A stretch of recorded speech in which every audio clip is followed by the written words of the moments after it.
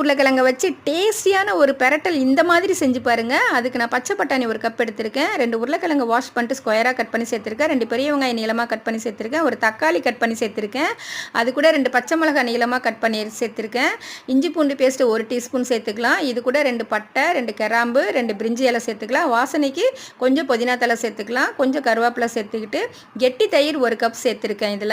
இது கூட lemon cut பண்ணிவிட்டு ஆஃப் மட்டும் எடுத்துகிட்டு அதை அப்படியே புளிஞ்சு விட்டுக்கலாங்க. புளிஞ்சு விட்டுட்டு தேவையான அளவு உப்பு சேர்த்துட்டு 1 டீஸ்பூன் மஞ்சத்தூள், 1 டேபிள் ஸ்பூன் மிளகாத்தூள், 1 டேபிள் ஸ்பூன் கரம் மசாலா போட்டு கொஞ்சம் ஆயில் 1 டேபிள் ஸ்பூன் ஊற்றலாம். ஊற்றிட்டு நல்லா அப்படியே கலந்து விட்டு ஒரு 1 ஹவர் ஊற வச்சுருங்க. அதுக்கப்புறம் ஸ்டவ்வில் அப்படியே சிம்மில் வச்சுட்டு ஒரு 10 நிமிஷம் வச்சா போதும், வெந்துடும். தண்ணி சேர்க்க வேண்டாம். எடுத்துட்டு கடைசியாக கொஞ்சம் தேங்காய் எண்ணெய் 1 டீஸ்பூன் ஊற்றுங்க. சூப்பராக இருக்கும். இது தாளிக்கவும் வேண்டாம்.